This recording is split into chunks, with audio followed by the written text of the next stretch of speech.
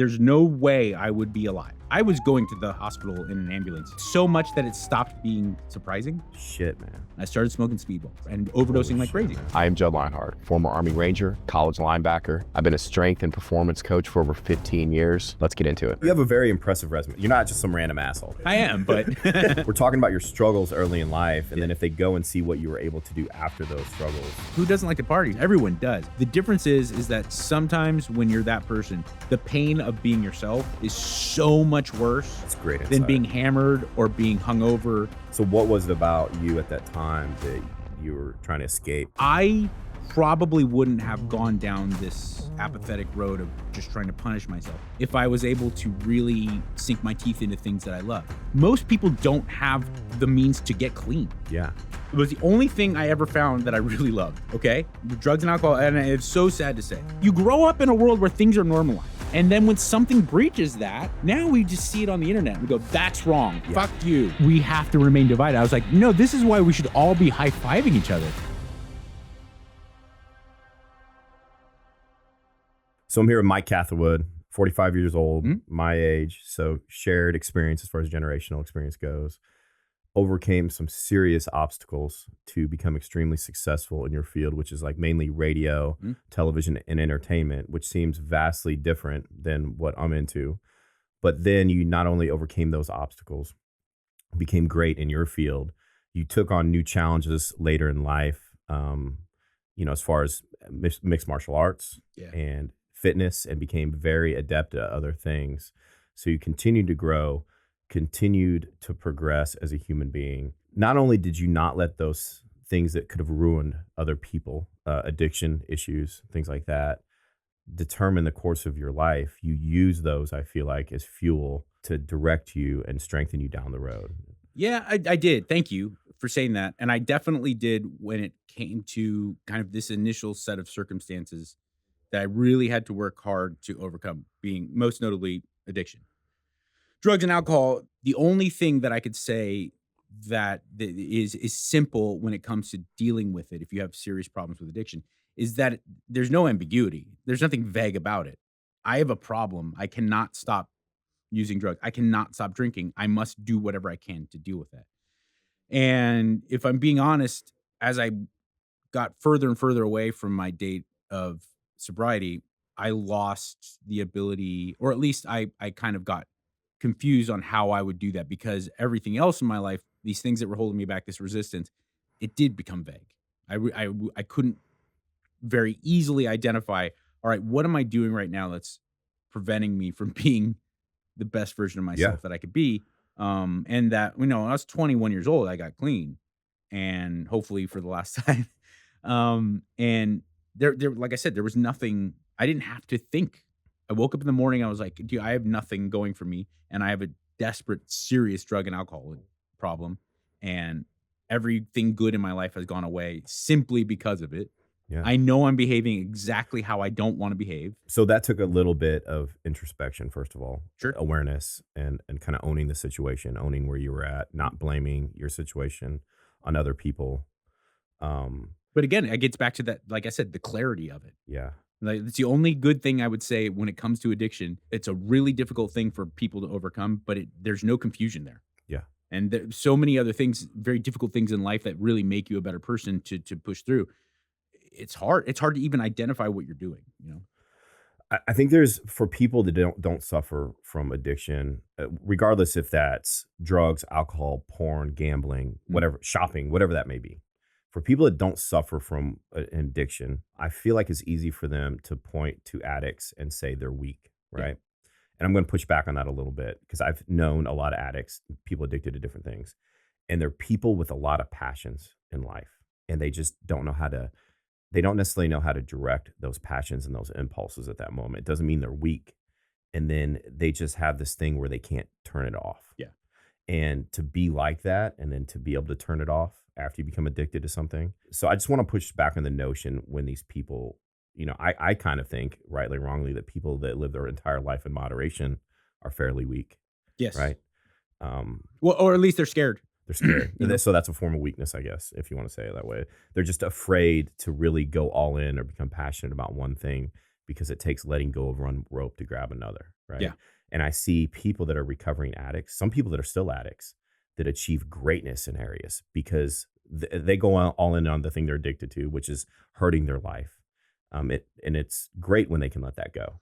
But even if they don't, they go all in on other things. They become addicted and passionate about something. That was one of the things I had to really work hard against. And certainly I dealt with that with fitness, where I was like, okay, yes, this is positive on paper, but now you're getting crazy. You know, it was just switching kind of addiction. When I came on your podcast, first of all, I did the podcast for selfish reasons. I want to learn new things. I want to talk to interesting people, right? And when I went on your podcast, it was about fitness, but I loved it because it wasn't about like what you said, high intensity versus low intensity. It was about deeper things tied to fitness. And like, that's what I love to talk about is more like what it represents and some of like the risk factors and the subtleties that can't just be easily studied, that have to be kind of a social experiment and a dialogue. So like you brought up, so I just want to paint that picture before we dive into this. Like you brought it up, like that's one thing you struggled with was fitness, was finding your boundaries. So, well, and also because I lost sight of what it was really about and what made it beautiful. And I actually think that the fitness industry has done that and it's not even necessarily people's fault. It's just the way that social media and the internet kind of delivers things. Everything's become about either, oh, how much did that guy deadlift in that TikTok? Oh my gosh, how shredded is that guy's abs in that Instagram video? Whereas you really had to understand. There's a scene in Pumping Iron, right?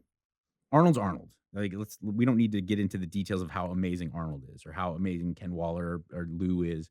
But there's a scene where there's these dudes who they definitely have spent some time in the gym, but their physique isn't anything to go home and write home about. And Arnold's sitting there talking to them with such enthusiasm. Yeah. He's like, it's great to see you. Look at, no, spread out. A lot of little guys make the mistake. They get bunched up. You have to spread it. And he's taking, because it's a great impersonation, by the way. I do all the very difficult impersonations. You're known for that. Like Arnold. You saw Arnold, even the guy who's recognized as the preeminent figure in bodybuilding, he saw in them what is actually really important about this. He's like, you guys are in here making yourself better. And how can I be of service to you?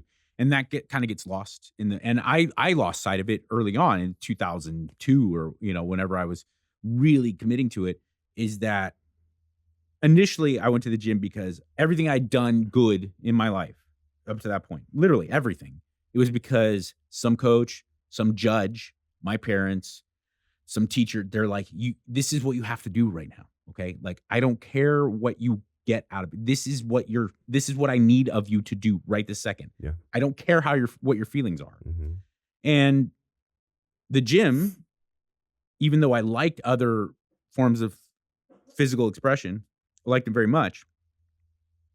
The gym was the first place where there was no one said shit to me. No one forced me to be there. No one really asked anything of me. The weight, 2 45-pound plates on a barbell is 225 pounds here. It's 225 pounds in Somalia. It's 225 pounds at 10 p.m. It's 225 It's a great equalizer. And you go and I did it and I could push myself and I found something in there. I found something in myself through this kind of crucible of the iron. And that's what was meaningful. That's what made me love it. And I completely lost sight of that. And I was like, yeah, but how fucking jacked can I get? Yeah. How shredded can I get? Yeah. And I started slamming every, thing I could get my hands on without real understanding of it. Sure. I got really lucky that there were some old timers around me. It was Gold Gym in Pasadena. That addictive personality you had when you were youth, and you just applied it in a new direction, and you hadn't quite learned how to manage it in a positive way yet. No, probably early in life. No, it certainly got everything we do. Like you said, I do podcasts for selfish reasons. It's not necessarily selfish. It's just the way it is. Everything somewhere down the line, there's some kernel of self-serving nature. Oh, right? Absolutely. Yeah. Self-esteem. Right. And great book, by the way. But you also do it because you understand why you're doing it and what you're getting out of it from an existential standpoint, not just the immediate gratification. And I lost sight of that, Yeah, a lot of people do. And that's great insights. Like, it's just so goal-oriented rather than the process of becoming something different from the inside out. So Were you into fitness while you were still addicted to drugs and alcohol? Or Yeah. So Oh, yeah, well, you know what, to be fair, I'm sorry to interrupt you, but I wasn't necessarily into fitness. I was just a jock. okay. So So you were an athlete. yeah, I was Yeah. always, and I was never like, first off, because I'm 5'10", now 180. In high school, I was 155. What sports were you into mostly? Football, baseball, soccer. I mean, I was a very, I just loved the idea of sports, and I was naturally gifted enough that I could play on team. I was varsity athlete all my entire 4 years. Paint me a picture, like what did that look like with the drug and alcohol addiction via your sports and your games? Like how would you balance it? Not balance, but how did those two fit together?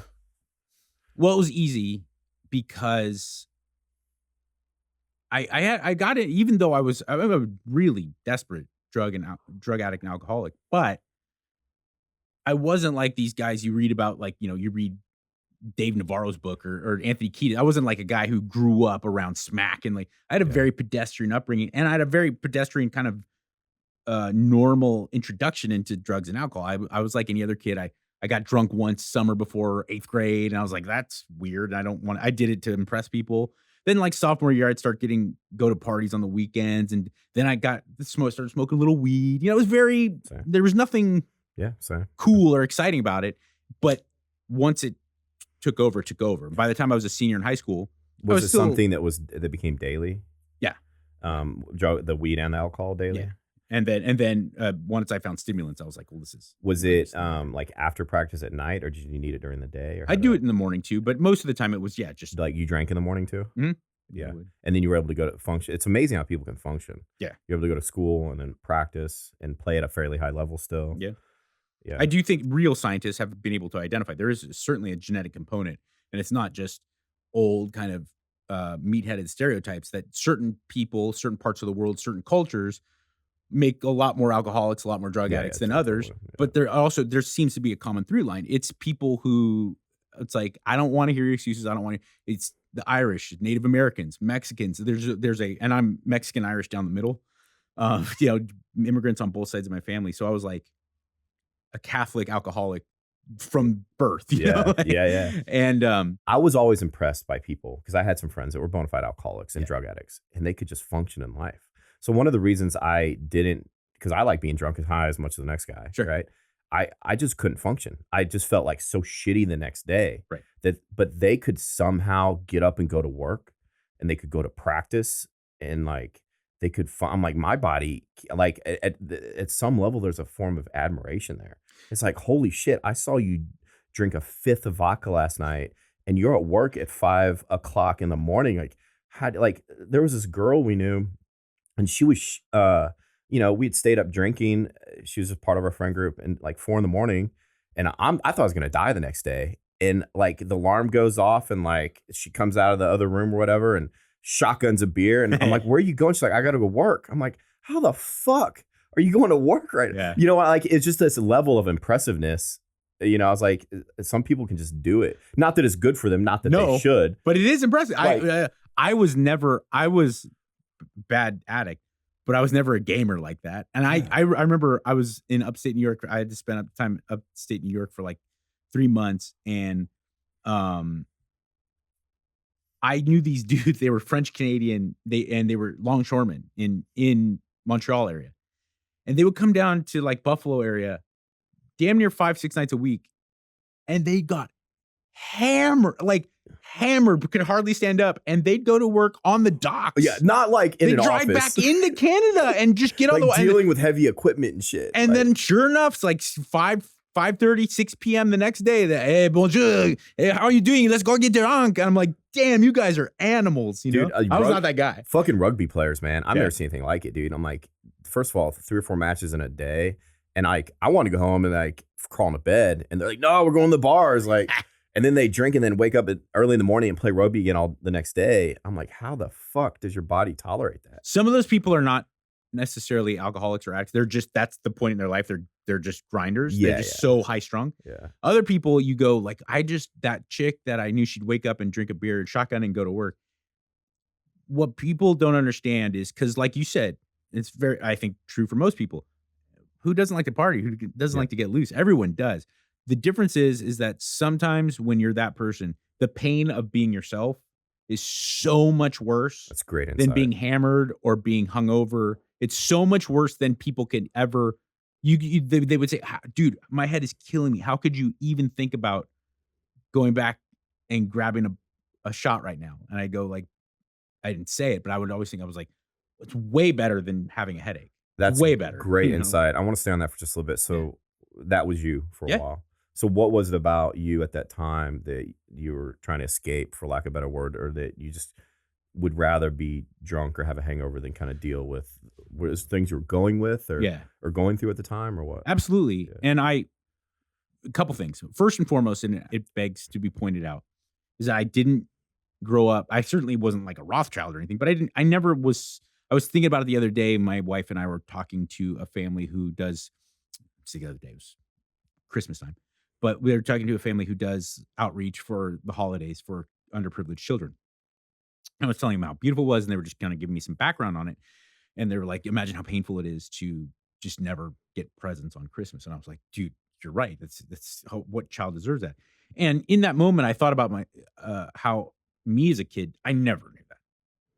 Every Christmas I woke up and it was like, I think we're too quick to tie rough childhood just to socioeconomic conditions too. And so when somebody grows up affluent and they had a rough childhood, we just can dismiss it. Yes, but yes, absolutely. You're totally true. The emotional pain is far worse than most people can, and it's universal. It doesn't matter if you were balling or if you're, because like my wife's an actor and she has friends that are massively successful performers, and I would never name names, but a lot of times they're miserable people, and you couldn't imagine having more fame, accolade, people kissing their ass, and tons of dough, and they're very, very they're suffering greatly. But I was going to say the thing that begs to be pointed out is that even though I didn't grow up on the streets with this hard thing, I come from a long line of alcoholics and addicts. I mean, on both sides of the family, I have a deep historical connection to that and a legacy of it. So there was that. And I think that even though I never really pieced it together as a 16-year-old, 17-year-old, I was playing with fire a lot more than a lot of other kids were as soon as I would get buzzed. We all had friends like that too. Yeah. They'd take it to the next level. And there was that. And then also, and again, I'm not pointing fingers or talking shit about like, this is why I was that way. But certain circumstances outside of my control were, my mom grew up in kind of the level of poverty that we're talking about, that type of struggle. Mexican immigrant family in East LA with 5 sisters, just like poor as a church mouse, broke, not knowing how you're going to eat, kind of suffering and struggle. And so for me, it was, since I was a fetus, it was very important that I wore sweaters and went to an Ivy League school, and I played tennis and golf and drove nice, you know what I'm saying? It was very important for her. In its own way can make a childhood hard a little bit, because there's an image that you're aware of as a child. As a child, one of the cool things about it, you shouldn't have to be aware of your image. So to have your parents put an image on you, it's bad enough when your other friend group are putting that image on you. To have your parents do it, and I understand why. It's totally understandable. It's hard on kids, you know what I mean? And so for her and my father worked a lot. My parents are still together, and I always had a very close family unit. But my dad traveled greatly for, like 200 days a year type of travel. That's hard too. So it was almost like kind of single family household. And my sister, I only have one sibling. She's 11 years older than me. So I had 2 moms, more than I had a sibling, And I probably wouldn't have gone down this apathetic road of just trying to punish myself if I was able to really sink my teeth into things that I loved, like art, like comedy, like expression. It was already concluded that I was going to be a jock, try to date cheerleaders, go to a good school, get a business degree, do like that was concluded by you or by your family? No, by the people who were responsible. Another layer of hardship put on. If I could go to RISD or or like if I were to study, I didn't really care. I never really had this. I was not a kid in the 80s who looked at Donald Trump and like, I wanted to write fart jokes for a living, and I loved it. I loved it when I was not just, and I've even been lucky enough to because my sister's kids all grew up in the same neighborhood, went to the same schools that I did. And like I said, my sister's much older. So I got to go back and like, I pick them up from school and stuff. And I see tons of like my old high school principal, my old teachers, and they always say like, oh, you're a fucking asshole, but you were not a bad kid. We all know those kids. You were the most committed class clown there was. And I was. I loved it. We confuse bad kids with kids that have a passion sometimes. Yeah. And you know what I mean? And we don't see that potential in those kids.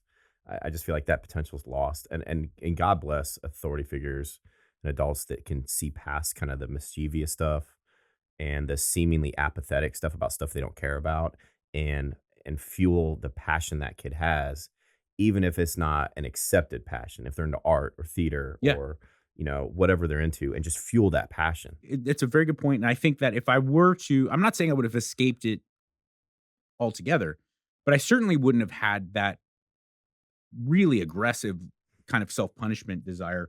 And the reason I know that is because when I got clean, I still felt very aimless, but I was like, I got to put my life back together. I got a bunch of normal people jobs just to pay the bills, just to get by. I'd moved back to LA. My original desire was I was going to be a musician. I was in bands. That's where my addiction really hit its peak. So you had musical talent as well. I did. Yeah. I think but I was way more motivated to be a rock star than I was a musician. Yeah. And then I got clean and everything went, and I felt like I was in 7th grade again. I was like, no, I just want to write songs. I don't care about being it's like Marky Mark in that movie, man. I remember Ian MacKaye from Fugazi. He said that Minor Threat and Fugazi just exploded out of the Washington hardcore scene. And they were asking him like, what was the change? And he's like, I realized really quickly, I didn't want to be in a band. I wanted to make music. Yeah. And once he did that, then being in bands that meant something to him actually came to him. There's so many things with addiction I want to talk about. So like, I feel like a lot of people are addicted, but people from poor socioeconomic, the margin of error for that addiction is so much smaller. So I think we can judge poor people harshly, just because the same bad choices they make have much larger repercussions because they can't afford a good attorney. They don't have a stable home life or a month's worth of savings where if they lose their job, you know what I mean? So it's like, that's the extremes. How about this? I'm here with you right now.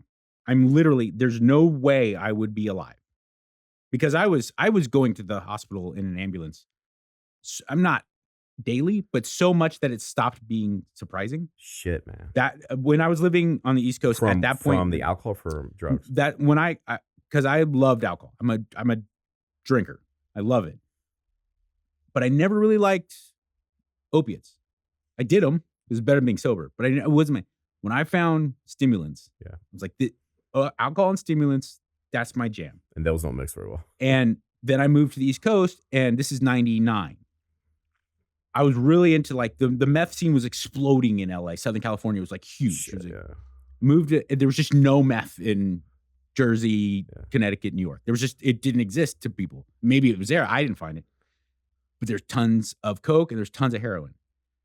I was broke and I met this guy, and it's terrible to say this because he was this gay dude named Adam. He was older than me. I was 20 at the 21.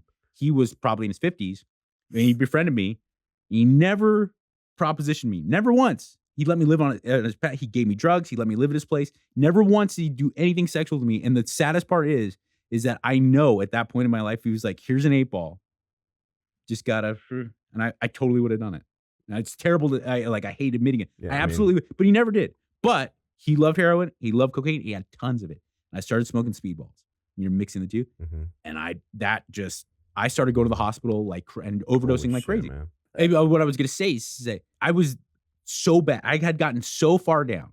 I moved back. I'd already been to rehab a couple times, but it was court ordered. The schools and things telling me maybe I should. So it never really meant much. It's never going to work unless you want it to work, right? I got that sense. I was like, okay, I'm going to die, or I want something out of my life. I'm young enough. I can make a decision. I moved back to LA. I went to my parents and I was like, guys, I have a serious problem. I need help. And my dad's like, no sweat. Wherever you want to go to rehab for as long as you want. Take it.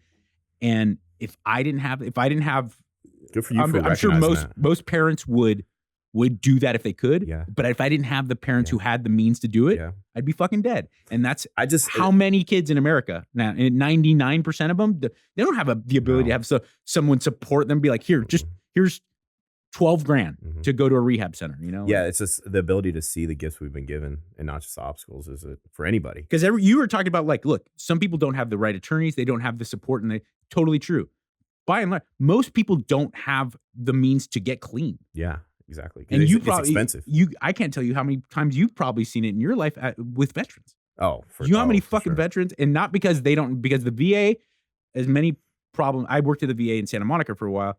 As many problems as Veteran Affairs probably has, and I, as a lifelong civilian, I don't want to point fingers, but I've heard veterans and active duty friends of mine, they complain about they make it so hard for this and that. One thing I will say, they will help you with addiction. They will do what they can. They'll, you know, but not so much for life optimization or finding a purpose in life. That's mostly private organizations. Every friend of mine that served in the military that has a problem with addiction and alcohol had to get over the biggest hurdle of all, more than money, and they're like, I'm too tough to get.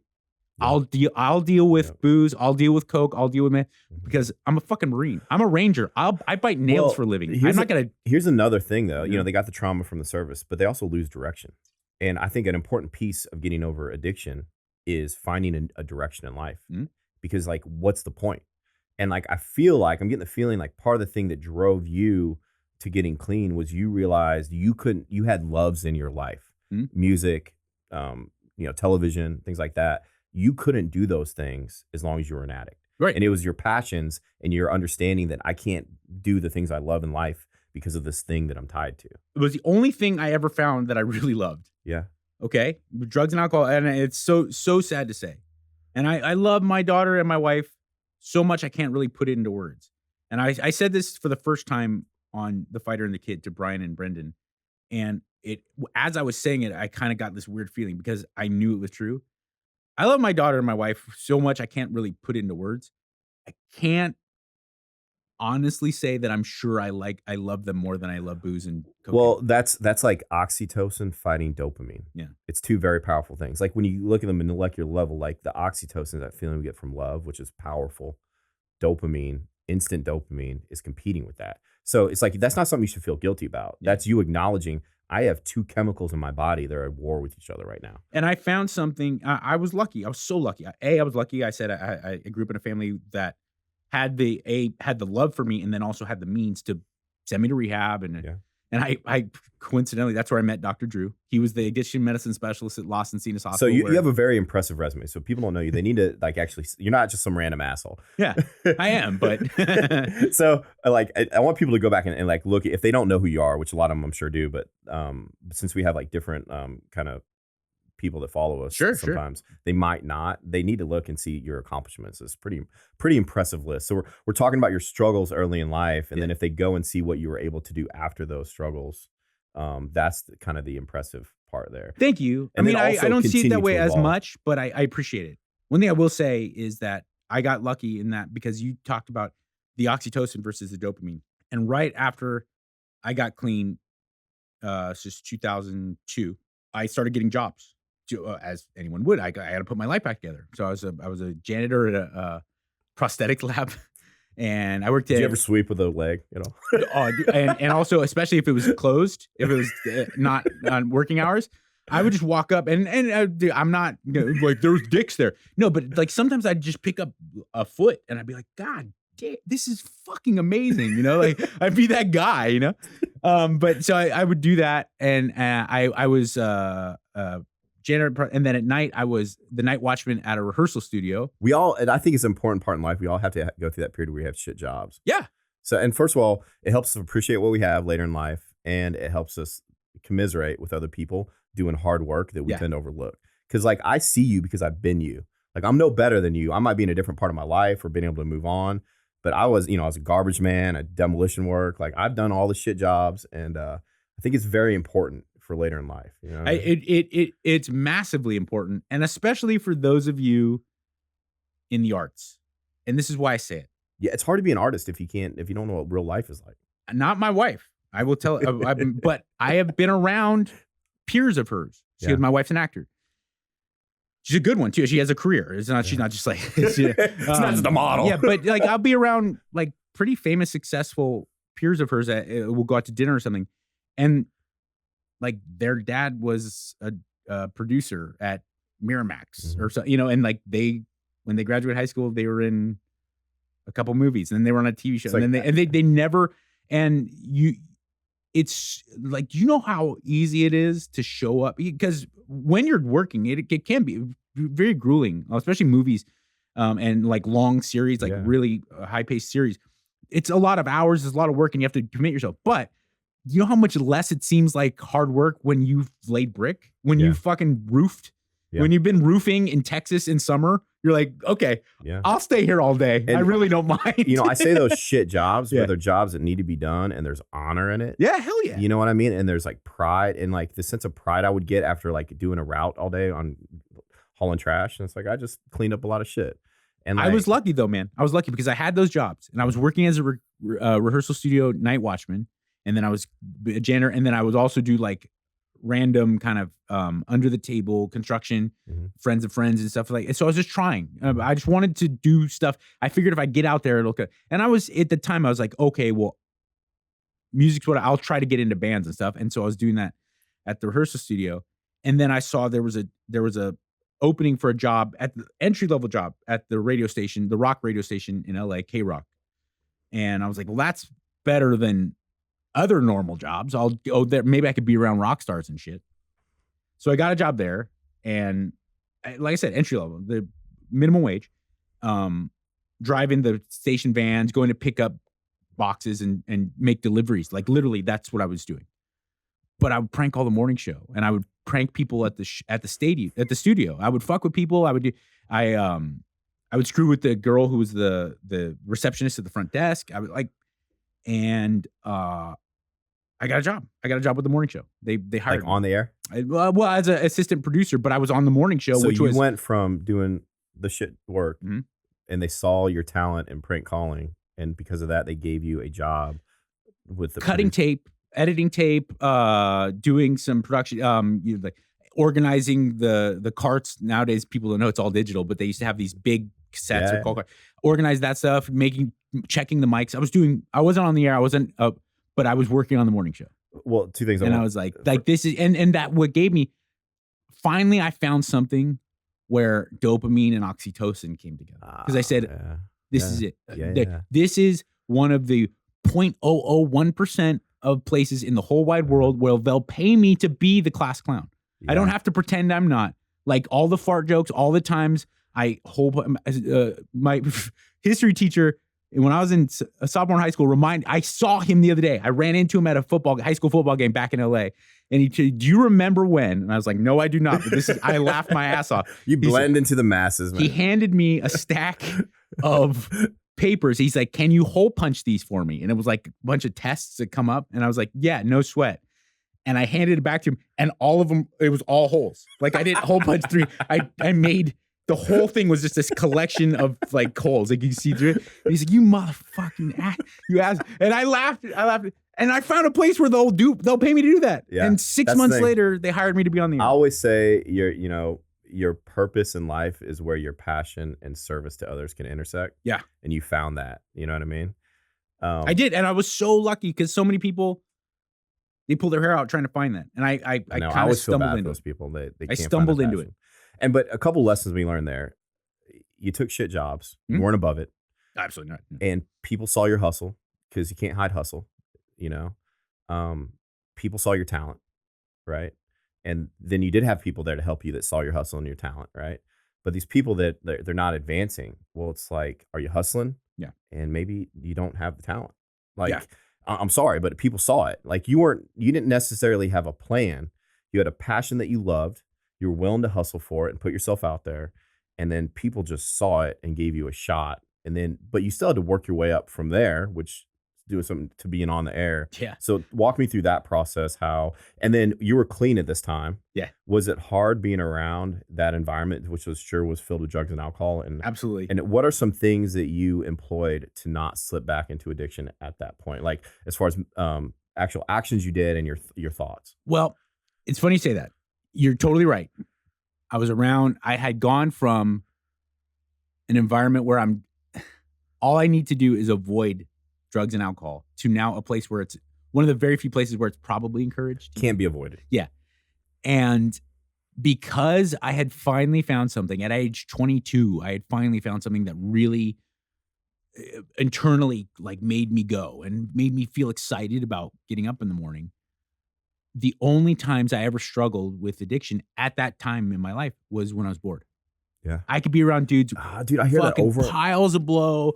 Yeah. Dudes cracking beers in the morning. We do these morning breakfast with shows. We did breakfast with Metallica, U2, Killers, Coldplay, you name the biggest bands. And they would, Kevin and Bean would do these shows called the Breakfast with Shows. And it was literally live at 7 a.m. Metallica would come into a small venue, do the interview, and then Kevin and Bean would be like, play one for us. We love that. And Kirk would talk about the intro and it was amazing. That's crazy. And it's 10 a.m. with a room full of record producers and bands and stuff. And a lot of people are cracking cocktails, Yeah. And that never bothered me.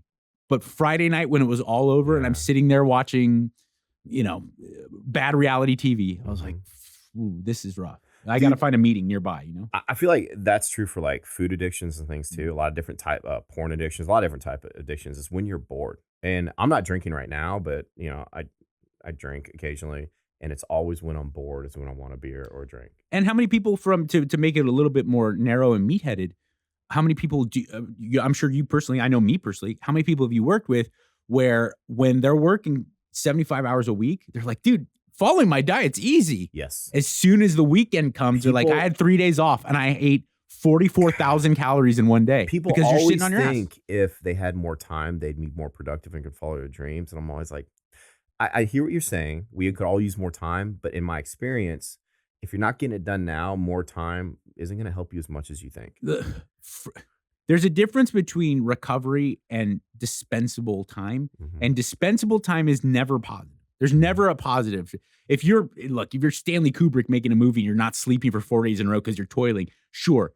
Going away and getting some rest, having a nice meal. Planning a nap in your day, a 15, 20-minute nap, like, sure, I got it. You're training 3-4 days a week and you're working and you're taking care of the kids.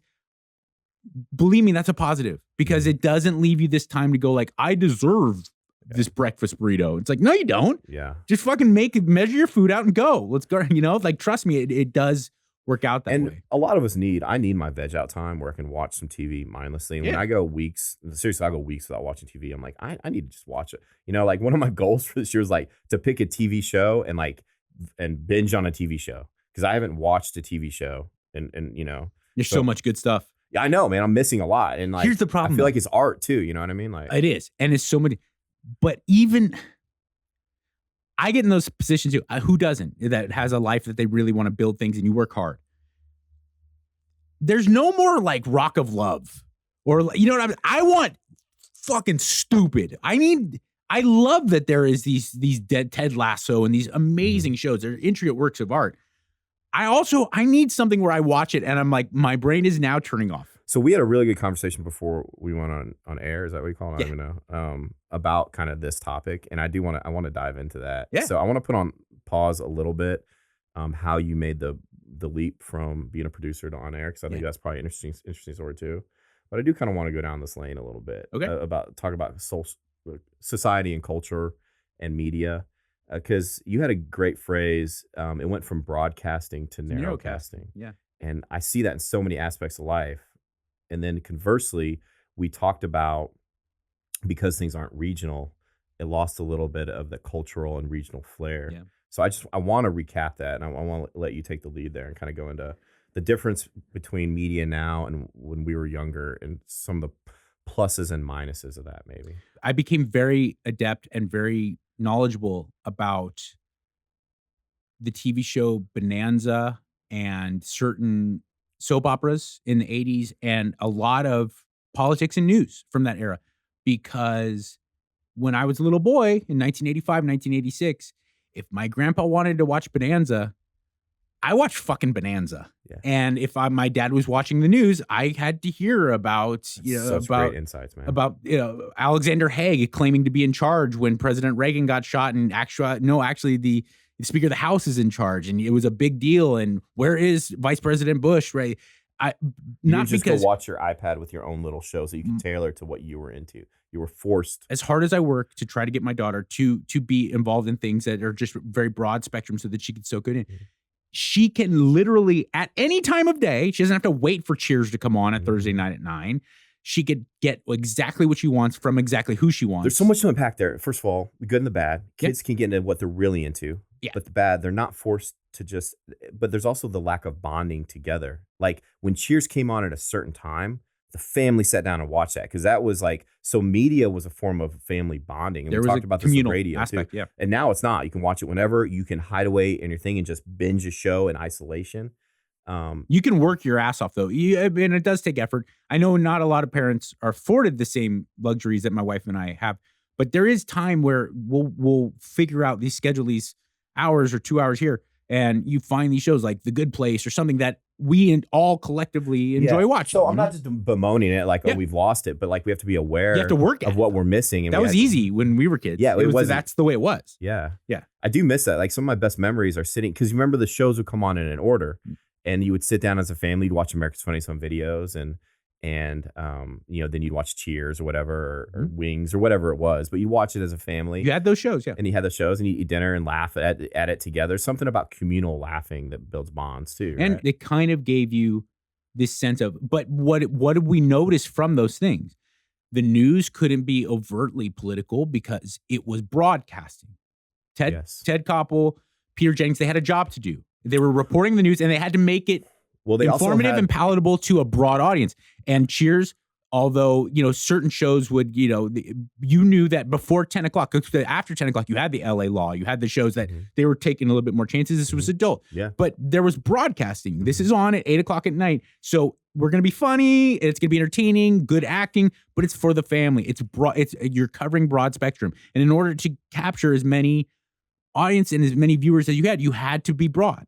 And radio was the same way all the way up until my entire adult life. I learned from these masters who were doing it. Howard Stern liked sports. He wasn't a big sports guy, no, but you better believe he better have some fucking insight onto the Super Bowl because the Super Bowl is last night and people are going to wake up and they want to talk about the Super Bowl. There's a great book called Coming Apart. It's written by a libertarian. It gets criticized a little bit, but he brings up great points that back in the day, you and your mega wealthy boss both drank Budweiser. Everybody would watch the same 5 TV shows. Right.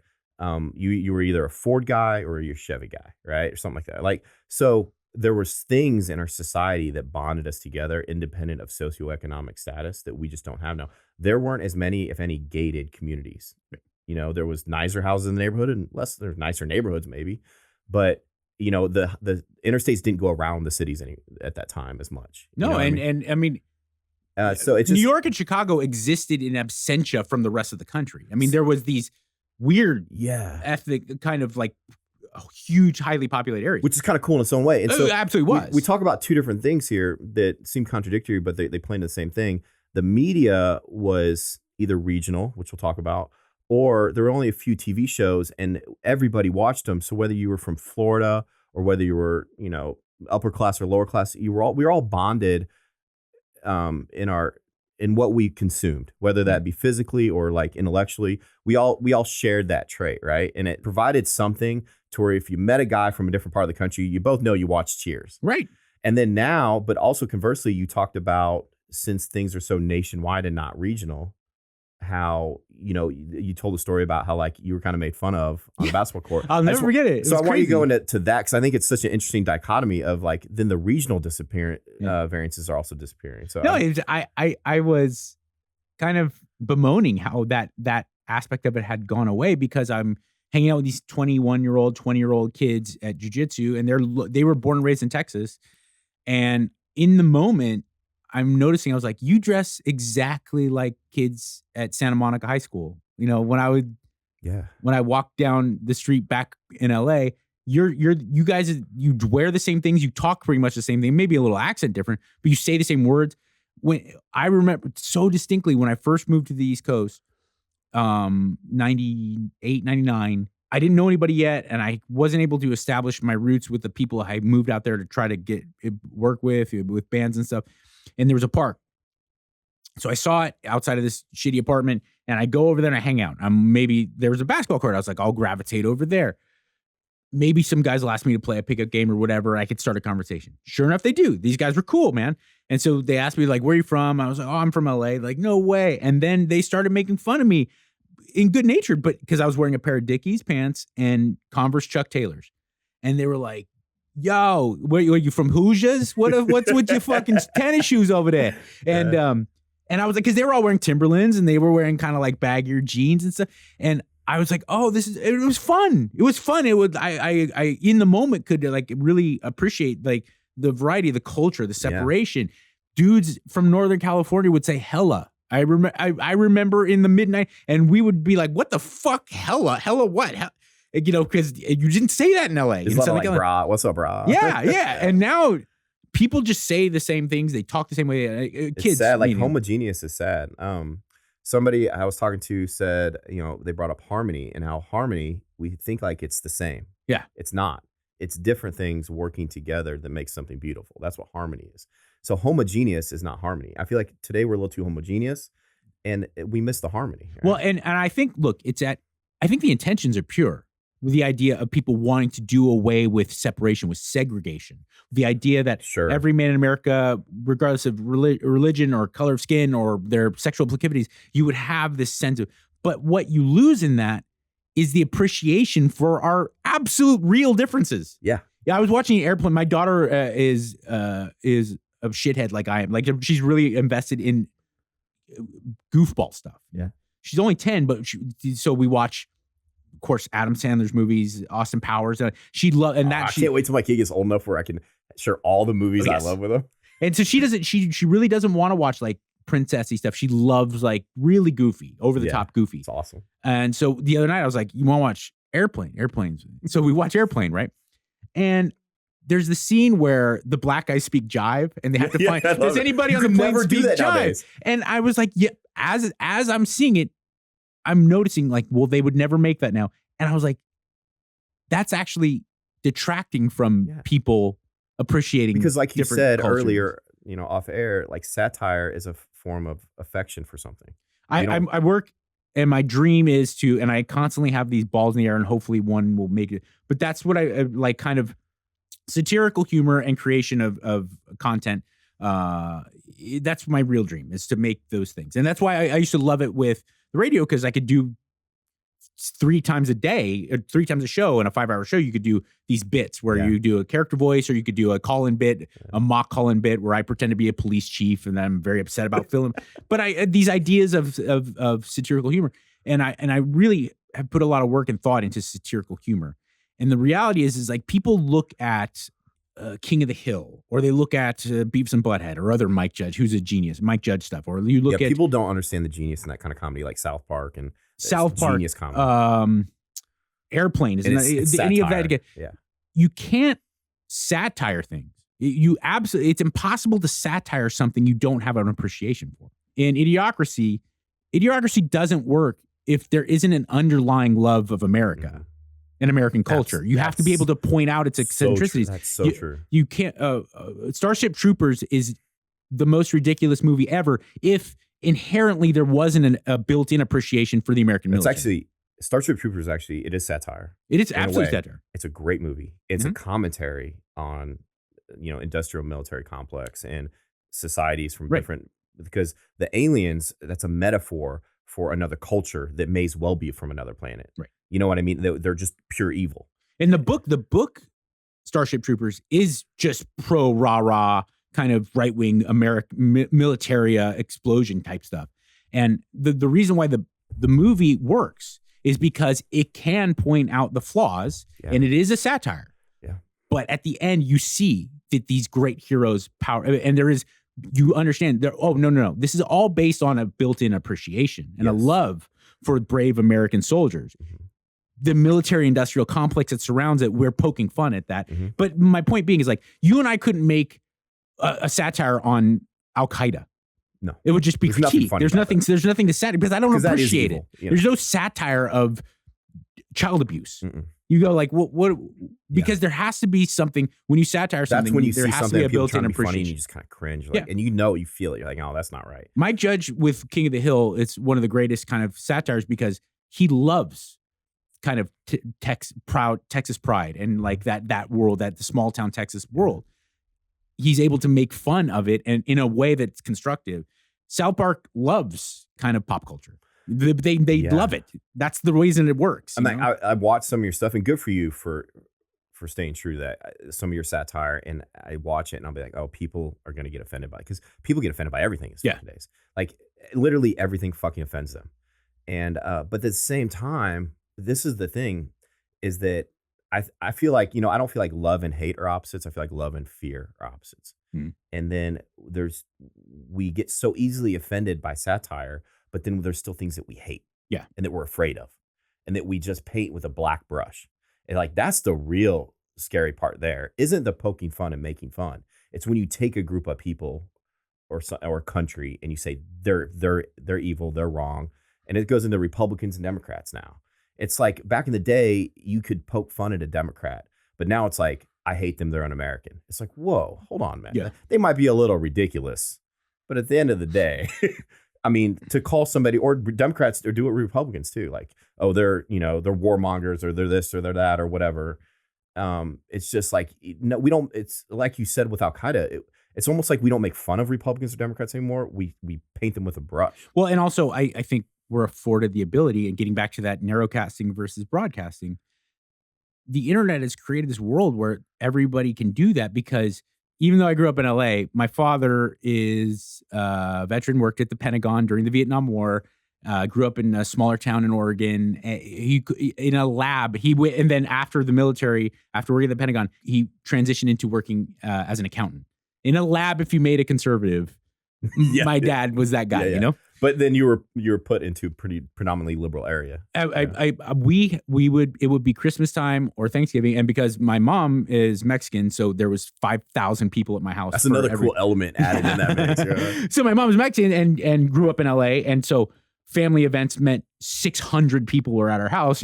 There would be literal like Berkeley flowing robe wearing hippies at our house, and there's my dad and his buddy are over there talking about Barry Goldwater being a genius, and the reason that exists, because you hear all these stories, and they're these like small narrow things that you hear about right now, where the New York liberal vegan trans person was on vacation in the Catskills and their car broke down, and then a snowstorm came, and this super MAGA guy came and saved them, and she realized the error of her ways, because people are just people. That just was life in 1985. Exactly. Because so we go out to dinner and self-isolate, and then we isolate on the information, so it feeds us what we want to hear. Yeah. Like no longer are we required to watch NBC News, how it used to be, and just get viewpoints from different sides. Or like we isolate physically, and then we isolate intellectually, and it takes us down. And then they know that we have this internal drive to be on a team that's good. Right. To be part of a tribe, right? And they take advantage of that by being like, well, to be part of this tribe, then you're good. Well, that means these people are evil. And I feel like I say they, but it's not really they, but they know what they're doing. If you know me, then you know I'm a supplement guy. Yes, theoretically, we should be able to get all of our macro and micronutrients from the foods we eat. But realistically, that's very difficult to do. And just to ensure that I don't fall short on a daily basis, I lean heavily on First Form supplements. I've used and loved their products for years. I especially love their reds and greens because I'm not a big vegetable guy. I love their protein products, Level 1 and Formula 1. I like Level 1 before I go to bed, and I like Formula 1, especially their Formula 1 Clear, right after I work out. I love their omega-3s and their microfactor. If you're interested in learning more, go to firstform.com/Judd, links in my bio, and give them a try. It's hard too, because that gets promoted, right? I think there's a natural instinct. If we just look at things, and I'm by no means like a anthropologist or a evolutionary scientist, but if we look at it, like, of course, who wouldn't be, if we're just thinking about like the creature Homo sapien, who wouldn't be a little bit off put by someone who's different than us? Absolutely. Right? If you were in Iceland in the 1600s, and an African showed up, you'd be like, what the fuck? Yeah. What are we, vice versa. You got to read that book, Sapiens. Yes, I have. Oh my God. And loved it. And so you got to understand, like, I don't think there's anything inherently wrong if you grew up in Ohio. Oh, look, here's one way to say it in a perfectly kind of beautiful way. I grew up in the east side of Los Angeles. the overwhelming minority at my high school in my neighborhood was a white Anglo-Saxon Protestant. Like the by far the most common thing would be Hispanic or Asian by far, and then some peppered in African American. But like just a regular white person is by far the minority. Okay, I was hosting Loveline one night, and this dude calls up. Dr. Drew and I are sitting there, and the base of the show is like it's an advice show, and Drew and I late night. He goes, "Hey, so my girlfriend, she's moving back to her country of origin, and she's Chinese, and I realized by dating her, like I really like Asian girls." And I go, "God bless you, okay, good call." There's a lot of them. Yeah. And he goes, "What do I do?" I'm like, "What the fuck? What do you mean? Spit it out, kid." He's like, how am I going to find an Asian girl? And I turn back, I look at the call screener. He's calling from Ohio. And where in Ohio are you? He's like, "I'm probably like an hour north of Cleveland." I was like, "Okay, so you're out in the cut, you know?" He's like, "Yeah." I was like, "Dude, if you scrounge a couple bucks together, get a Southwest flight to LAX, go like 10 miles east. You gotta won't go where the believe-" Asians are, man. But in that moment, he was sincere. He was dead serious. Yeah. He's like, "What do I do? I realized I like Asian girls. I don't know what to do." And I got this. I was like, "Oh, we all have this. What's normal?" You grow up in a world where things are normalized. Yeah. And then when something breaches that, it becomes, and instead of normally things breach it in your everyday life, and you don't go, we're not pilgrims. We don't fucking shoot it. You go like, "Well, let me understand this here. What's going down?" Now we just see it on the internet. We go, "That's wrong. Yeah. Fuck you." Because we're not really exposed Yeah. to it. We're exposed to it like they want to feed it to us. Right. I've always noticed like the people that hate things the most, whether it's black people or Muslims, it's always the people that are never around any black people. Yeah. Really. They're never around any Muslims, really. Like people where I grew up hated Muslims. I'm like, when's the last time you met a Muslim? Yeah. Like, or we'd go across the river to Illinois where there were no black people, and every other word was racist. And I'm like, there's not a black person. It's not like your next door neighbor's a black family and they're just terrorizing your life. Right. Like you don't even know any black people. Like, and then it started dawning on me, like we hate the things that we don't know and we're afraid of. You know what I mean? And it's like in this world, there's more opportunities now to become like pigeonholed and segregated, like self-segregated. The most like clean ways we look at it, and they've almost become pablum because they seem so trite now. But you know that guy, he's been on Rogan. We talked to him on my AM radio show, but not on Loveline. He's I believe his name's Daryl, black dude. And he now has his whole life's goal is he collects hoods from Klansmen. Oh yeah, no. And he's awesome. And everybody always asks him like, it's a fascinating guy. Yeah. They go, "Well, what's your secret?" He's like, "I just talk to him." He's like, everyone, they all have the same story. He's like, "I grew up, my dad said the N-word and hated black people. My and dad's then next like, thing I knew, I would hang out with it." And he's like, "Oh, wait, that's not at all true." And then they would renounce their. So my dad was kind of like that. So he would say a lot of racist things, but it's funny because I always noticed every black guy he knew he loved. He's like, no, he's great. He's great. He's a great guy. He's not the N-word. He's a black guy. I'm like, okay, Dad. So every black guy you know, you love, you hate the ones you don't know. It's weird too, and you could maybe speak to this more. I now have transitioned from my entire friend network in this part of Central Texas because I trained jiu-jitsu at Tim Kennedy's academy. Yeah. Almost all my friends now are not only military, but special forces, like high-ranking special forces or retired upset. And I came to this conclusion just a couple months ago. I realized I would go online or I would think back to people I knew in my past, like really kind of right-wing outspoken people. Towelhead this, Al-Qaeda, fuck those guys. None of those guys who've actually been to Afghanistan, Iran, Iraq, none of them say that. No. And they're like, nope. They're all. That is, I can attest to that. Not one. Being very true. Because they're like, I may have joined up after 9/11. Fuck these guys. You get there, you have to house yourself with them. You work with, and you're like, oh, this is a fucking shit show. They've just been indoctrinated since birth, just like anyone else has. Yep. And it's the same way with the dudes who and normally give special up their operation hoods. dudes are more intelligent than the normal service members, so they can like actually see the truth. They're at least I by no means as a lifelong civilian would ever say.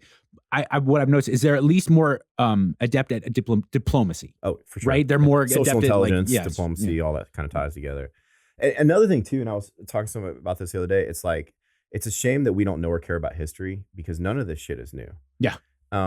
So people were talking about the border crisis, right? It's like, well, there was a time when during the Dust Bowl, people were flooding to California, and there was a war on the border base. There was a standoff, and where people were talking about these people coming from the Midwest, and they were trying to keep them out of California, other Americans. Yeah. And they were saying the same things about other Americans that we're saying about Mexicans, like verbatim. Not that far from here in Texas, there were the one time we can calculate when Native Americans and non-native settlers worked together was when other people were trying to flood in through the borders of Texas, and they're like, no, let's fucking kill them all. It's hilarious, man. Like we always band together against the greater enemy. And like good politicians know this and they use it, that in order to get people together, they find a common enemy. Yeah. Like Hitler never could have united the German people because there were socialists, capitalists, everything in between. He united them by creating this false enemy in Jewish people. Right. Right. Well, and also there was a perfect world. Germany post World War I was fucked. Yeah. I mean, it wouldn't have worked if it was just everyone was so desperate to have that. Yeah. And also another thing you say, people don't know history. And look, I'm some scholar, but people always say things where I go like, well, that's not true. For the instance, the other day, this girl, and she's a very smart, very, very nice person. I'm not talking crap, but she's college age, and she was saying like the country's never been more divided. And I was like, not true. I go, Google, she goes, what do you mean? Write 4 numbers for me. 1968.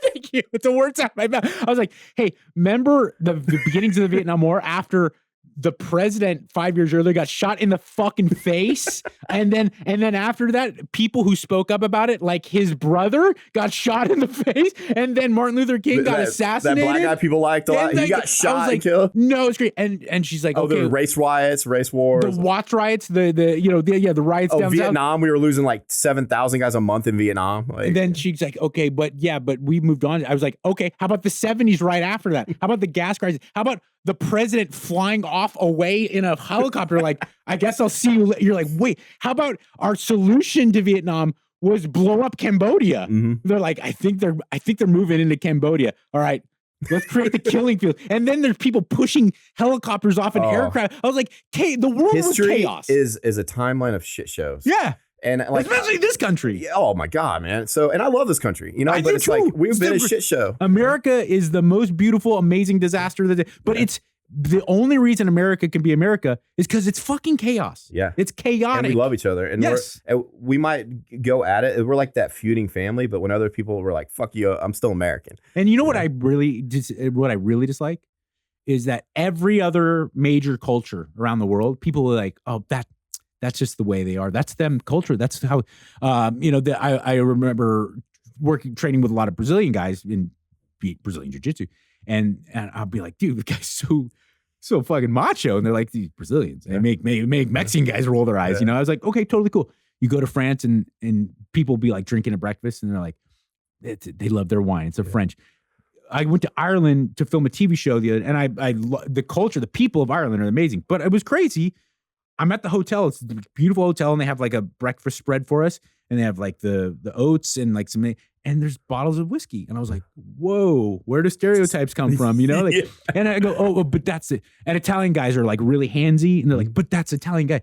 No one goes like, well, that's the way Americans are. You could take all the guns away. We'll figure out a way. We're fucking violent. Yep. We're wild people. Yep. And this cold country, it's only 200 years old, barely. Mm-hmm. It's crazy. It's all violence. There's a reason most of the world has emulated big parts of our culture. And what makes a culture that endures, this is why America is an empire. It doesn't have to do with our military might. I mean, that supports it. It's a factor. It couldn't exist without it. Yeah. But like Rome and Carthage were two really powerful empires. Everybody, and I'm not saying Rome was great because it wasn't. It was a shit show like we are. The reason everyone remembers Rome, nobody remembers Carthage. Yeah. Because Carthage didn't have their own culture. Like America has its own culture. That's a good point. That's why like nobody's going to remember communist China. They're going to be the Carthage of the world because China has a great culture. Communist China has no culture. No, I said this on a podcast the other day, and this lady got really mad at me.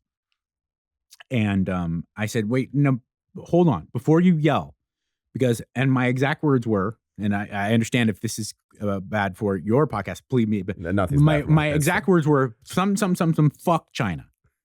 And she's like, how dare you? I was like, no. And I said, let me explain. Fuck Chinese people. I Unless probably you're from Ohio. have about as high of an appreciation for Chinese people and Chinese culture. Yeah. Then I said, but you want to talk to someone who feels the same way as I do? Talk to any Chinese American. They'll be like, fuck modern Chinese government and the infrastructure. Because it robbed the Chinese people of their culture. One of the greatest cultures, oldest and greatest cultures of all. Yeah. But it's fun. And I would love your take on this as someone who not only deeply loves and has a passion for history and understands it, but also as a man who served in the United States military. When do you think it was when people around the world found out the United States was getting involved in something and it was like, oh shit?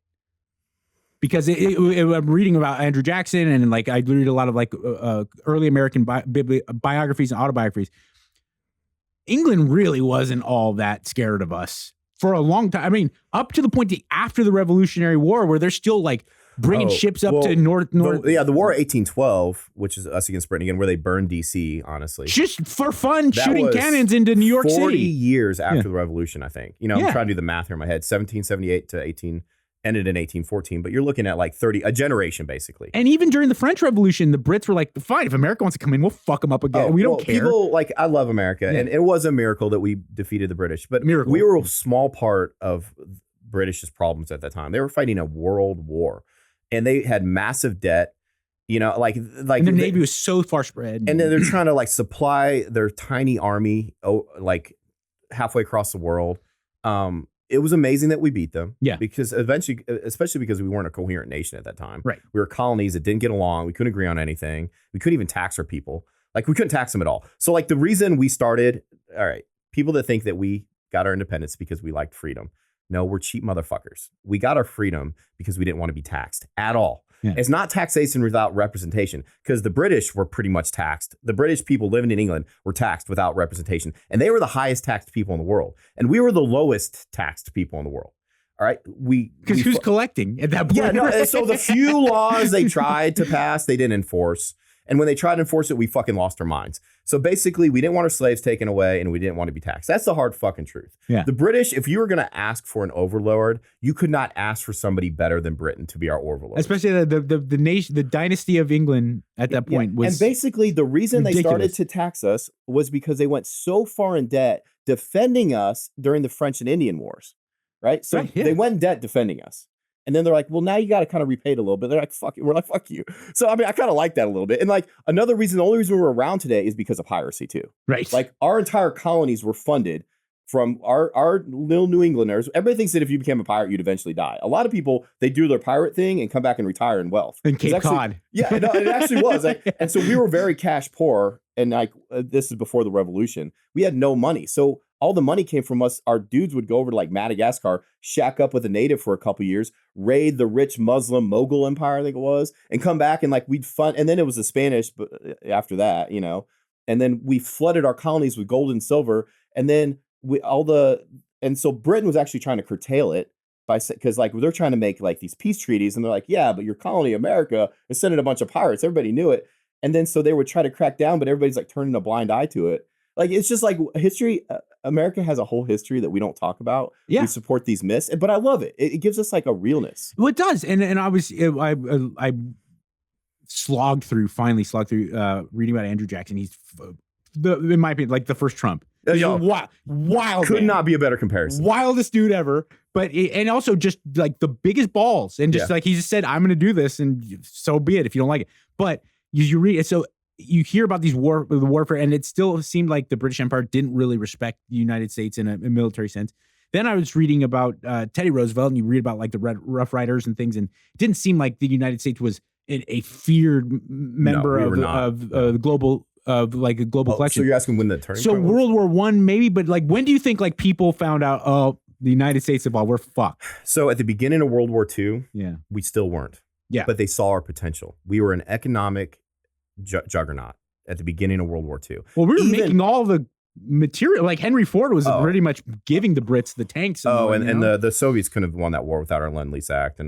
But even during our Great Depression, we were still an economic juggernaut in the world. And they saw it. So Hirohito, the dude that planned the attack on Pearl Harbor, saw it too. And he's like, if we don't win this in the first few months, he's like, the famous line, we're waking a sleeping giant. Yeah. So they knew our potential. We came out of World War II like gangbusters because we didn't fight any end of the battles, really.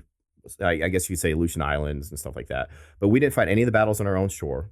We suffered, compared to the percentage of our population, very small casualties. Yeah. We profited greatly from it. Sorry to interrupt, but compared to even other allied forces. Oh, I mean, Britain, the World War II ended the British Empire. Yeah. It didn't end them as a nation. It ended their empire. It ended the French Empire. It ended several empires. Yeah. It made America and it made the Soviets. So we became the dominant world empire after World War II. But that's when. But even before that, though, and people would say this, and it may be just a slight exaggeration when they say, the shot heard around the world and the eyes of the world upon us. That's only a slight exaggeration.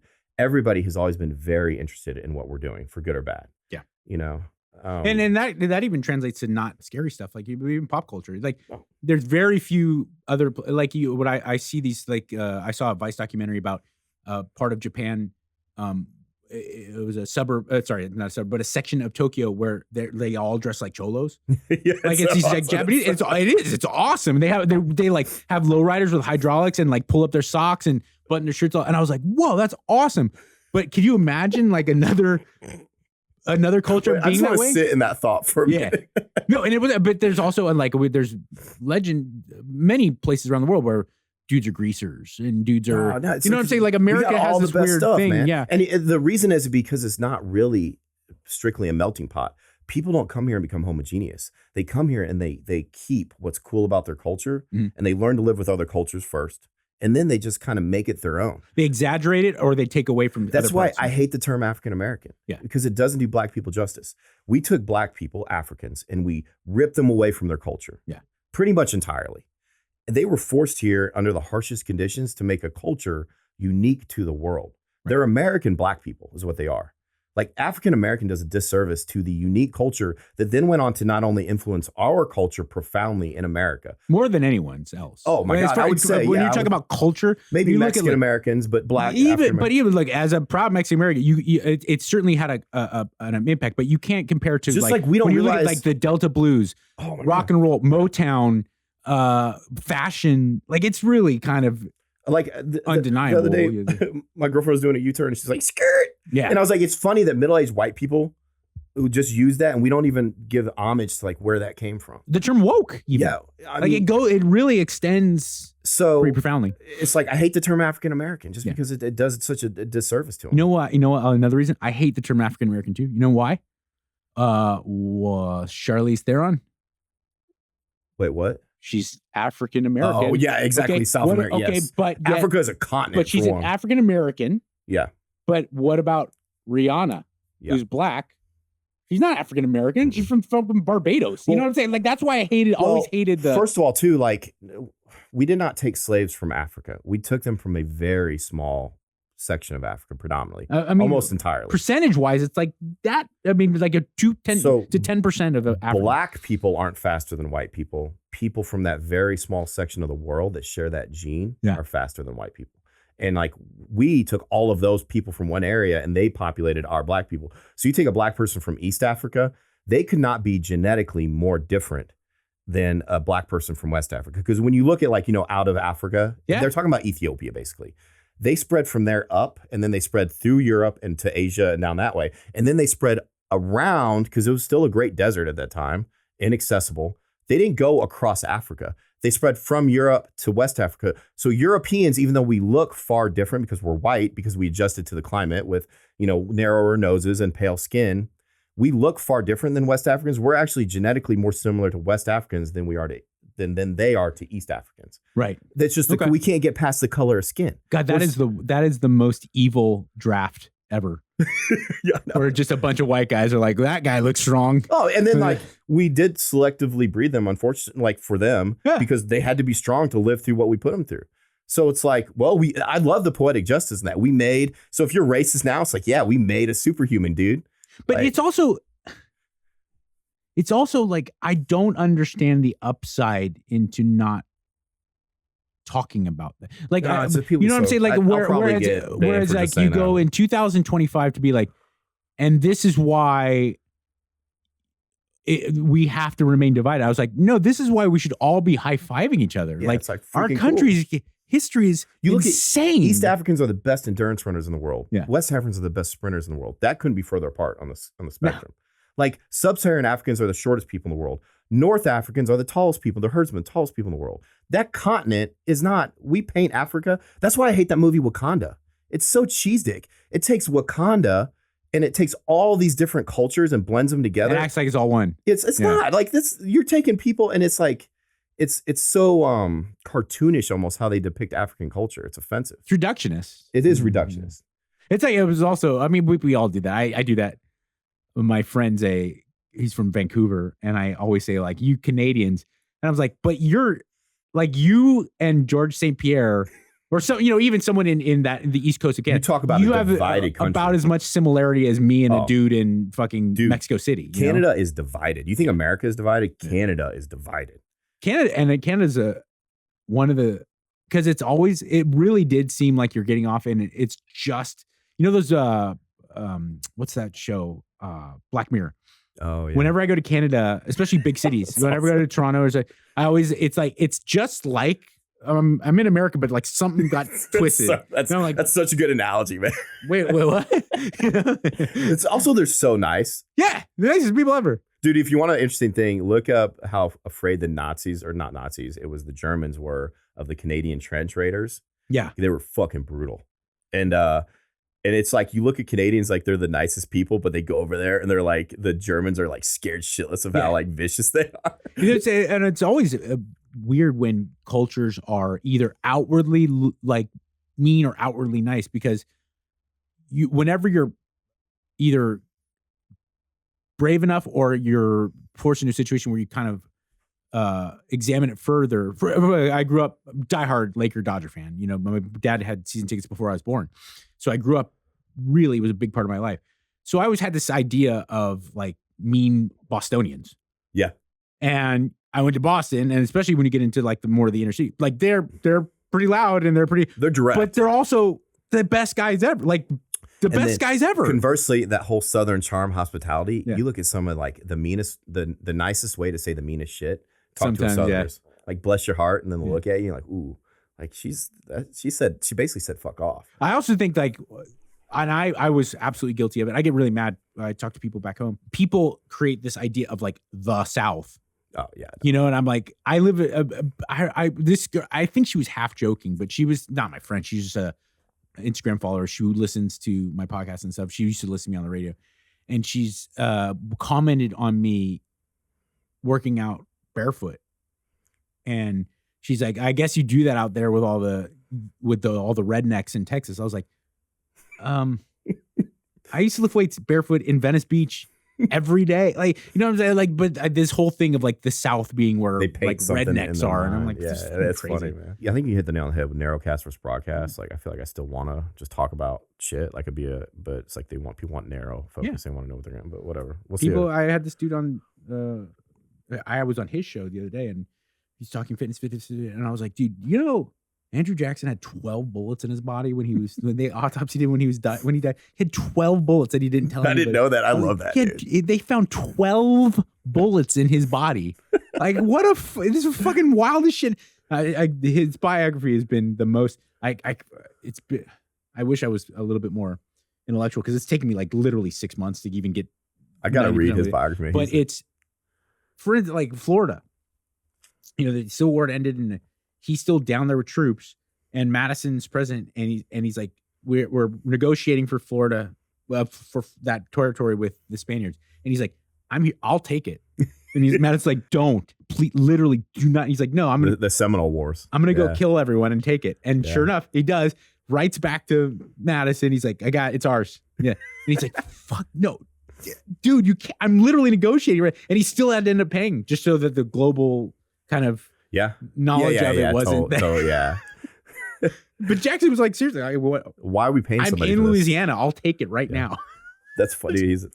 It's funny, man. His dudes, they would cut off the noses of the Native Americans and send them back to their girlfriends and fiancés. It was fucking brutal, man. They had a meeting at the White House. The natives, they sent this great kind of, it wasn't like Sitting Bull, it was one of those that you would recognize, like one of their great orators or great leaders, to go sit with Jackson to discuss the plight of Native Americans, and they had a team of people that escorted him to Washington, and he came out of the White House crying, and he's like, "We're fucked." That's so awesome. And Andretti walked in. He's like, "No, please come in. What's happening?" And he came out from this private meeting with Andretti just bawling. Fuck. He's like, "This is bad." That's crazy, dude. Here's a book recommendation if we get through that one, because it's about this area partly. Empire of the Summer Moon. Oh, it was the Comanches. Quanah Parker and the Comanches. One of the best books I've ever read. I'm into it for sure. And him and Quanah Parker and Teddy Roosevelt ended up being like best friends. Well, from what I understand, like the Comanches should be up there with The Mongols, the Vikings, the Mongols, like the greatest. There's a misconception like we came here and took the land from Native Americans, Right. which is true, I guess, if you want to look at it that way. They also had spent millennia taking the land from Fighting each other. Yeah. So the Comanches came down. Lords of the Plains. Yeah, and kicked the shit out of the Apaches. The Apaches used to live here in Texas. There's a reason they're in like New Mexico now. It's because the Comanches kicked the shit out. They used to call them horse eaters because they looked down on them because the Apaches didn't like to fight on their horses. They would get off their horses to fight and they eat their horses. The Comanches were the masters of horses, man. So from what I understand, besides maybe arguably the Mongols, the Comanches are the greatest horse riding warriors. Absolutely. Yeah. So anyway, like Quanah Parker and Teddy Roosevelt were like, Quanah Parker has an amazing story, man. Nice. You talk about like he's half white, half Native American, like just an amazing story of survival and triumph, and then learning to adapt to the new environment after like the West had been settled. He became a rich cattle farmer. Teddy Roosevelt, real quick. He used to make his cabinet members do judo with him. Yes. It's so fucking awesome. No, but Teddy Roosevelt's almost cartoonishly manly. Like, I know, dude's so great. And one of the things I really always appreciated about Teddy Roosevelt is like he didn't have to do any of that. No, I know. He grew up so preposterously rich, could have just, and also I believe sickly. Yeah. Oh yeah. And like he did that because he wanted to. Like, yeah. From what I understand too, I don't understand this stuff on a deeper level. From what I understand, like the Rough Riders and like charging those hills, like it wasn't even a good idea. No, like he just did it because he was like, we're men. A black sergeant, I think, is the first one that reached the top. Is like the Buffalo Soldiers are the ones that were like really won the day. Yeah. If you're into Black history or a Black person, like look into that. Like, Teddy Roosevelt was a fucking yahoo that almost fucking ruined everything. But we all have those moments. And also you kind of need maniacs. Yeah. To make it, to like really make your lamb. You're like, sure, you need dorks. You need bookworms, but you also kind of need maniacs. And that's when people get so vehemently against I think Trump. He was the Secretary of the Navy before he became president. Mm-hmm. And that's where he was the most effective. Like he saw like our global potential push through, and then the president pushed through the Panama Canal. Like that. He was the fire chief of New York City. Was he really? Teddy Roosevelt was? Yeah. Oh, that's fucking fire awesome. chief. He was I believe, I'm pretty sure he created the police academy. No shit. Because he's like, we can't just have tough guys that decide they, like in the Wild West, you're like, I'm a sheriff now. Yeah. Like we need a really controlled idea of building people to fight law, to fight crime. His son, Teddy Roosevelt Jr., fought in World War II, was killed in World War II, and won the Medal of Honor. Teddy Roosevelt Jr. has a great story too. It just gets overshadowed by his dad. What a weird fan. Like in a good way. The Roosevelts. Like yeah. There's so many like Kennedy, this, that, like we should do more about what an insane collection of people. I mean, and just like Trump, you have to separate the quality of the individual, and you can argue back and forth how much of a quality individual Donald Trump is, right? With the impact that they leave, right? Mm-hmm. Like JFK as an individual was a shitbag. Him and his pretty brother. Bad. Yeah. I mean, you probably raped Marilyn Monroe. I mean, let's be honest. Like, did like some really grotesque stuff, and his nature of that kind of stuff, and working with the mob. But being the right person at the right time for America in history, you can't argue that. Yeah, like save the world, basically. A lot of my punk rock friends and stuff, they always have like this. I mean, there's literally bands like Reagan Youth, and like they have a built-in hatred for Reagan. I go, look, union busting and great example, and destruction of the AIDS crisis and his anti-homosexual rants. And I understand there's absolutely these, but you can't deny he also held hand in hand with Margaret Thatcher and brought down. Yes. Communism. He was without shedding any blood. He's like you. What I don't like is how super right wing people will say like, yeah, but look at Carter was an idiot, and I go, yeah, but also Carter wasn't an idiot. He was not, and he was a genius and a good human being. You have to take these people and what they meant. The one where I really and at the point in my life too, where I was able to finally see through that was, I grew up in this world in LA. this kind of surrounded by very liberal ideals, but I had this very conservative father, pictures of Nixon and Reagan on the wall type guy. But what I had learned was this idea of big business and trickle-down economics was what Republicans did, and unions and for the people, and was the kind of liberal way, the Democrat way, and more of a socialist leanings with like the spread of wealth as opposed to kind of these tiers and pure capitalism. So it's like, okay, this is what they do. Right. And Born in USA came out when I was like 5 years old. I was like, that was about like the blue collar people. It's actually a protest song. left wing protest song about like blue collar people. Yes, this is what it's really about, And I was like, okay, I get this. And then when I was like 18 years old, President Clinton just demolished welfare. He just dismantled it. And over incarnation of African Americans too. I mean, that's what got him. It was the White House basically. It was an explosion of crime. And then when I was 22 or something, like right after 9/11, obviously that skewed things. I was like, wait, so this Republican Bush, who is the son of the vice president and president of the United States, he's just putting us like in like another $1 trillion in debt. Like, wait, what happened to Milton Friedman and all these?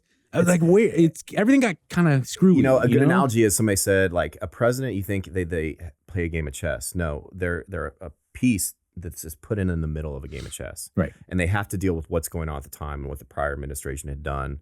Bush gets a lot of blame for the economic crisis, and partly rightfully so. But also it's the policy set in place by Clinton before that kind of led to that. Right. That Clinton never gets blamed for. So a lot of it too, like, is how do I put this? The president only has, so like you can argue like how good Reagan was for the economy, actually, in hindsight, how much he really helped our economy. But and if you look at the numbers, Carter wasn't actually that bad for our economy. If you look at, if you just go back and take an unbiased viewpoint at the numbers. But Carter was a good human being that told us the truth. And at that time, we didn't need the truth. He told us we needed to cut back on our energy uses. And like the stagflation, that was an international crisis that he as an individual had very little control over, honestly. I always try to look at them as characters as opposed to humans because it's impossible. But no, he's a character. From what I understand, from people who know, the last personally moral, positive president that we had was Jimmy Carter. Very good human. Like, you could say what you wanted as policies. Separate that. If you would talk about a good guy, he was a last good guy. He had this very depressing speech that told us the truth and told us what we needed to do. And everybody's like, fuck you. And then Reagan got up there and basically lied to us and told us we were great and powerful and we're going to, and then we believed it and we did it. But again, he's an actor. He literally was an actor and he was really good at it. Like, think about, I was just young enough to remember that change and how we felt as Americans when Reagan came in, and all of a sudden it's like the action movies and fuck the Soviets, and remember Wolverines or Red Dawn came out. Like, that kind of started with Reagan. Yep.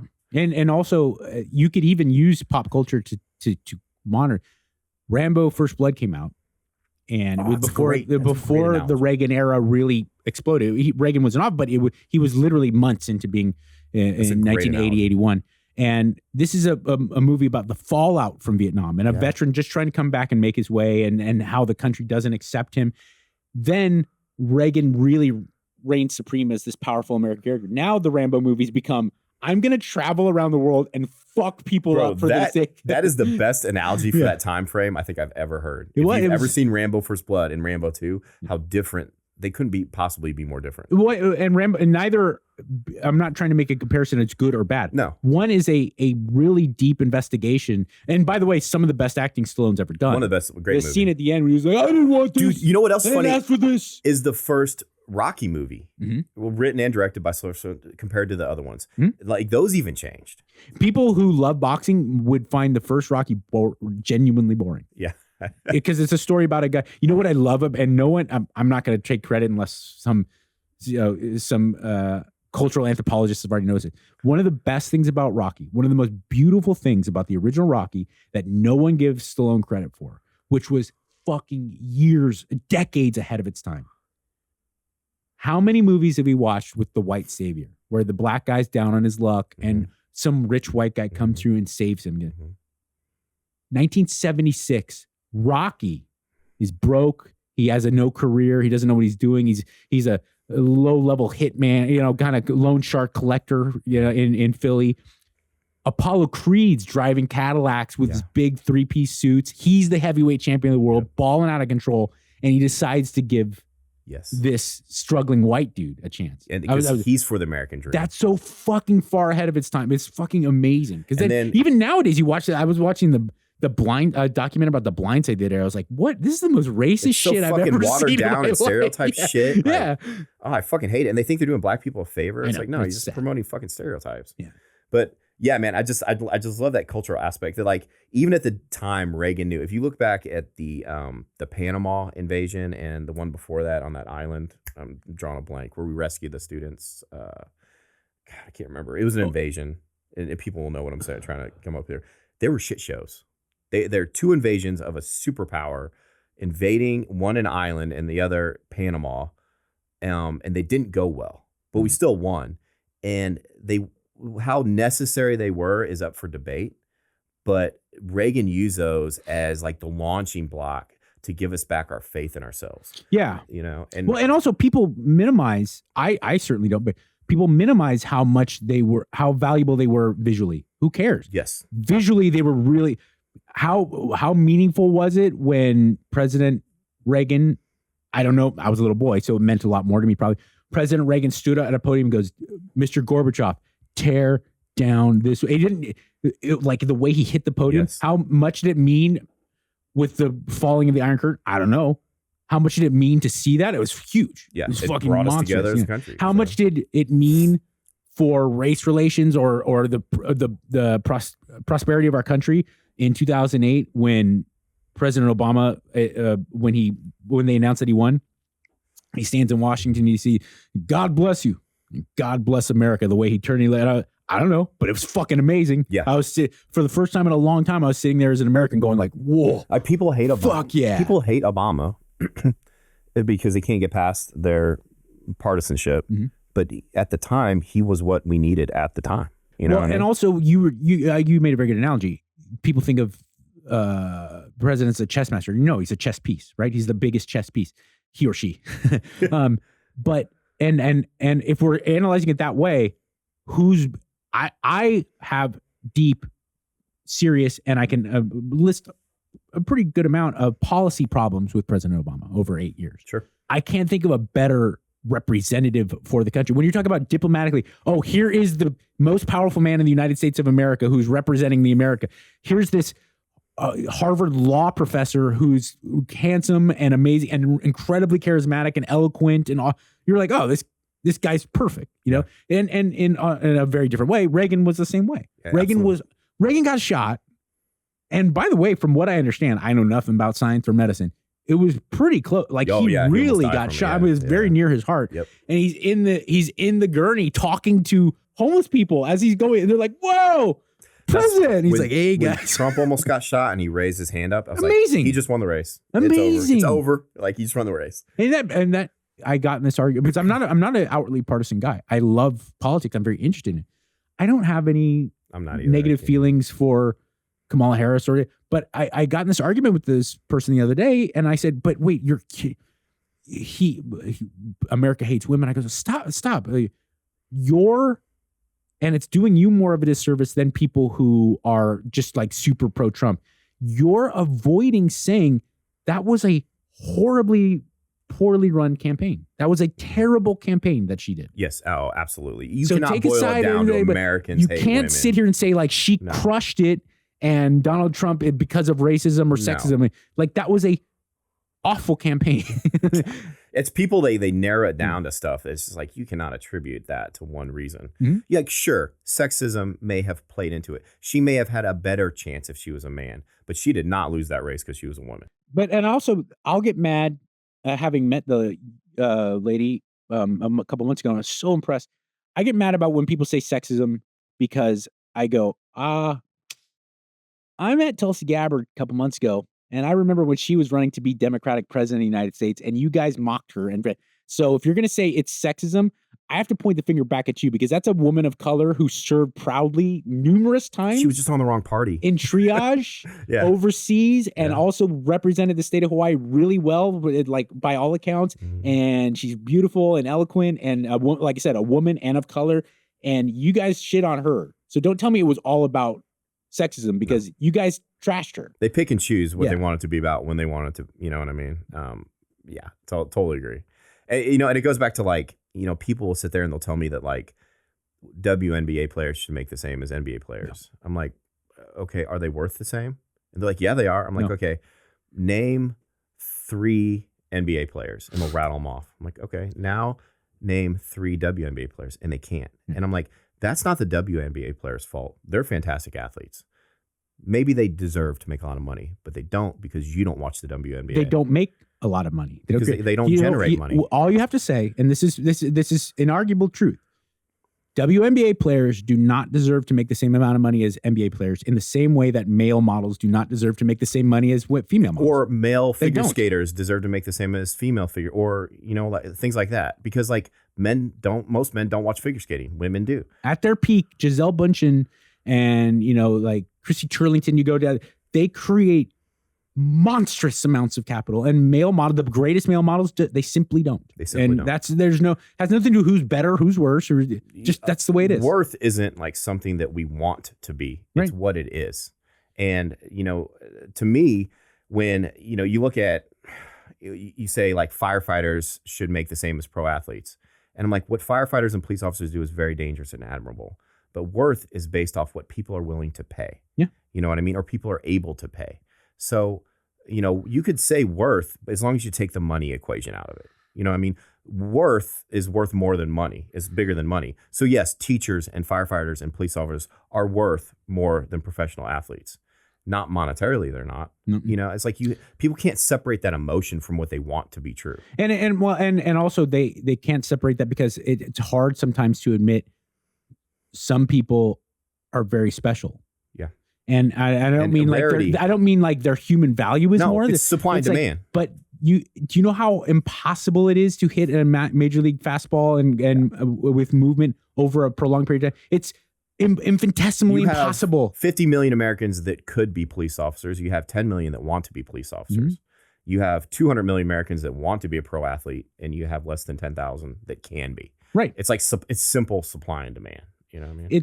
It's really hard, and I hate to admit it, and people hate saying things like that, but it's unfortunate. It doesn't make you any less valuable. It doesn't make you any less cool. Not as a human being. And who would deny? Like if we're ranking like what is the most important shit in the world, teachers, soldiers, and law enforcement and firemen deserve to be paid more than anyone else. Just and pediatricians and shit. Yeah, rephrase the statement. Say they're more important. Don't say they're worth more. They're not. I mean? Because I don't know. People get really upset about this, and we're gonna wrap it up. But like I understand, it's just like saying it doesn't matter that, like what the most profitable food product in America is Pizza Hut pizza.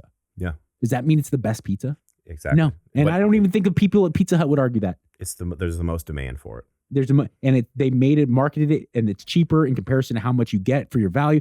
Yep. It's the most bought pizza. Yeah. Does it make it the best pizza? No, and no one would argue that. Why do we have to carry that over into human beings? Just like pop music probably isn't the best music, objectively speaking, but it's the music that's in the most demand, and that makes it the most valuable. It's not even music, especially of all the arts. It's not open for debate. Classical music's the greatest music there is. Yeah. There's Jimi Hendrix wouldn't argue with that. Mm-hmm. You can't compare fucking Vivaldi and Bach to other forms of music, but no one wants to listen to that. Exactly. You would love a 2-minute pop song with a great hook. I don't want to see a bunch of police officers play football. No, just like I don't want to see a bunch of football players be police officers. But I might for a day. Dude, this is like on a personal basis, like one of my favorite conversations, just because we could talk about a breadth of topics all day long. And I hope listeners value it as much as I do. I want to have you back on sometime. Yeah, man. And very unfortunately, we have to cut it off because I could talk to you all day, man. And I am extremely grateful that you would come on and share your story of overcoming addiction and just talk about life with me. Well, thank you, dude. And I'm being sincere when I say this. I'm not just saying this to blow smoke. I love doing it, and I was so happy when you asked me to do it, and I'd be happy to do it any other time. I really enjoyed it, so thank you. Thank you, brother. See you soon.